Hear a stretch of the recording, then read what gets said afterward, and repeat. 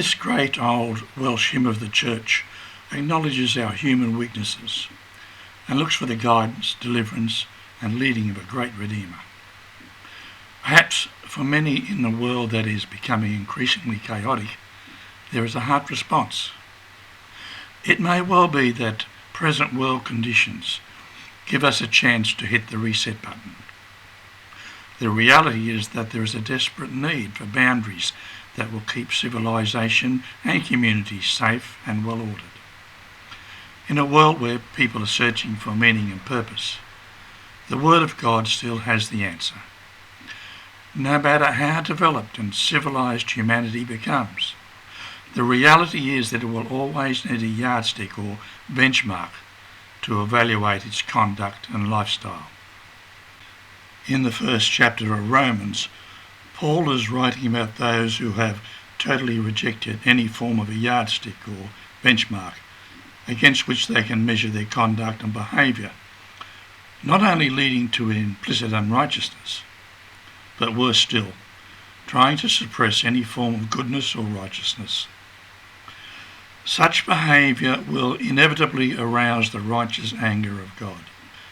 Humanity can only gain a true and authentic perspective of itself as it perceives the holy character of God and comes to understand his righteous will. The wrath of God is being revealed from heaven against all the godlessness and wickedness of people who suppress the truth by their wickedness. Since what may be known about God is plain to them, because God has made it plain to them. For since the creation of the world, God's invisible qualities, his eternal power and divine nature, have been clearly seen, being understood from what has been made, so that people are without excuse. For although they knew God, they neither glorified him as God, nor gave thanks to him, but their thinking became futile and foolish hearts were darkened. Although they claimed to be wise, they became fools, and exchanged the glory of the immortal God for images made to look like a mortal human being, and birds and animals and reptiles. In the early part of chapter 1, Paul has introduced himself and affirmed his belief in Jesus and his desire to be the bearer of this news to all humanity, regardless of their station in life. He has also introduced his belief in Christians being justified by faith, that is, being put right with God by simply believing in the redemptive death and resurrection of Jesus as the only means of their salvation. He now goes on to outline the fact that there is a yardstick for living, and that God's presence and yardstick have been visible to those who truly seek him.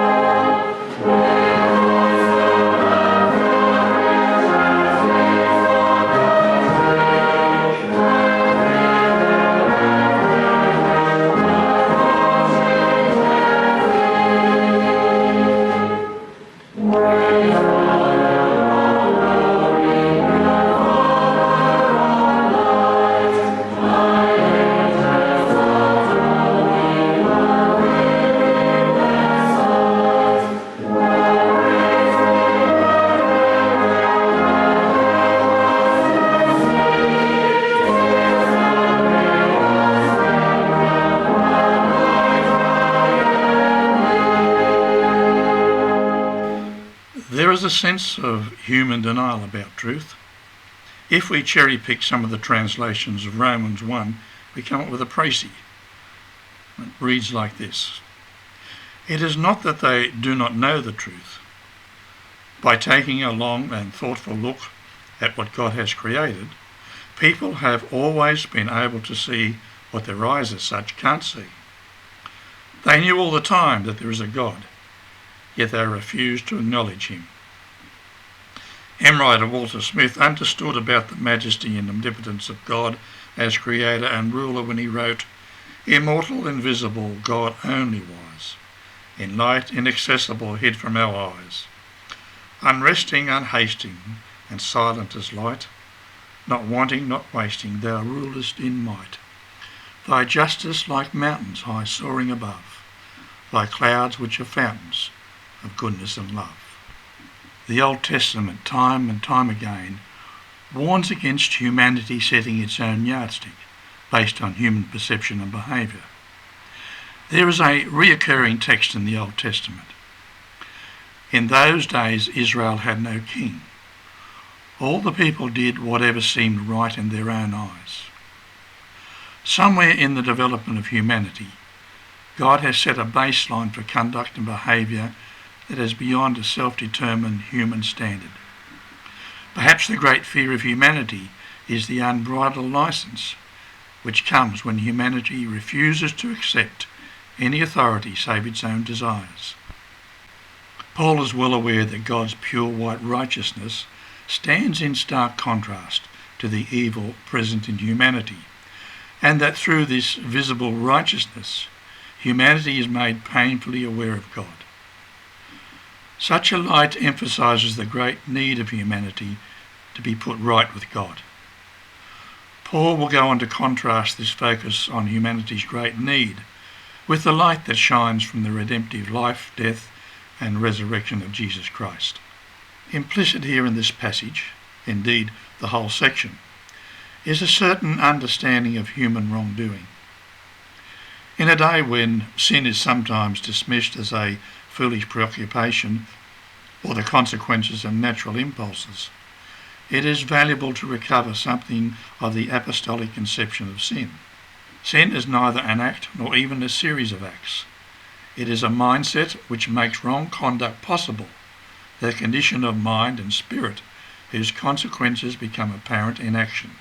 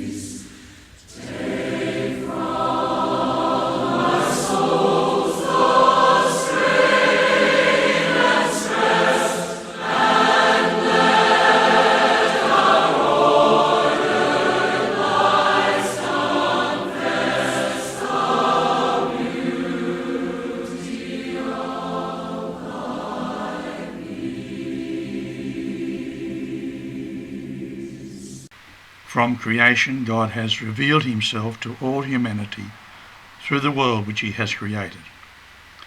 His eternal power and divine nature have been clearly visible to those who would seek him. Such a revelation leaves honest people without an excuse for not knowing God, and they cry with the songwriter, "Dear Lord and Father of mankind, forgive our foolish ways.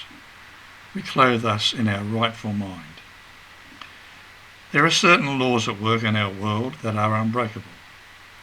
If you break the basic laws of agriculture, your harvest will fail.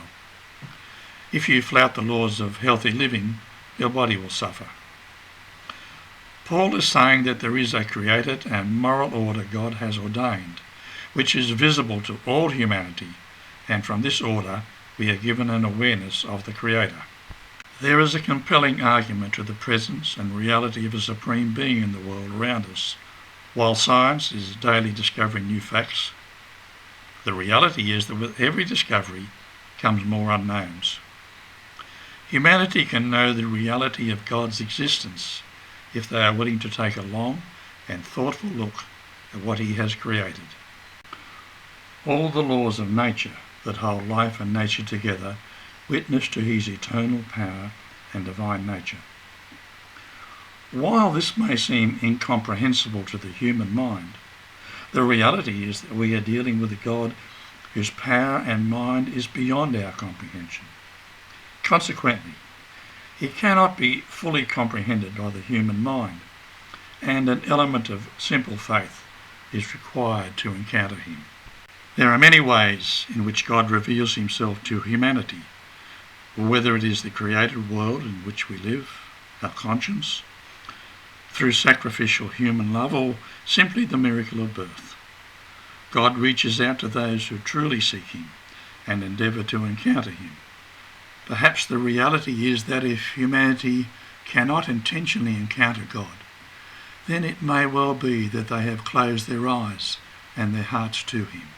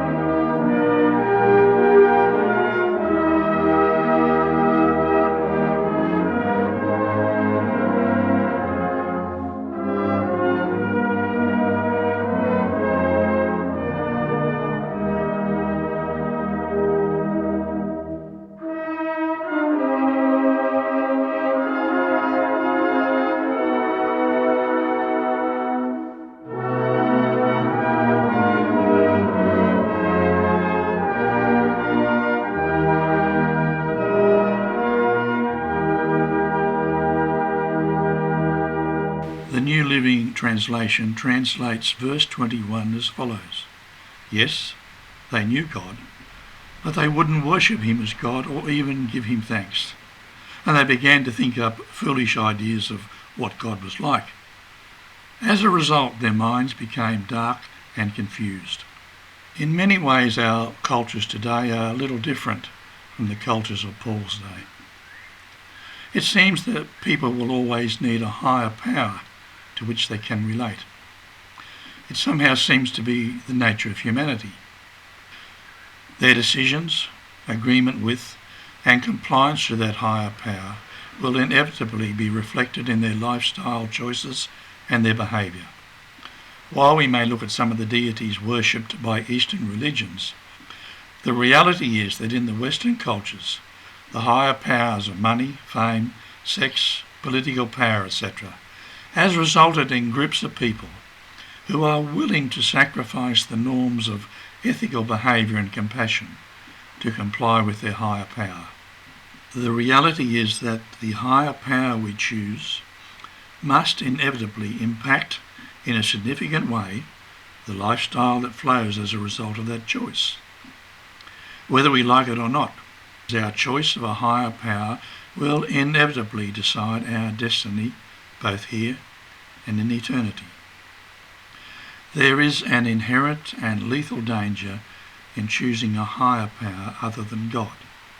The further we move down the philosophy that believes humanity itself has all the answers and is the only authority to whom we are responsible, our minds will become dark and confused.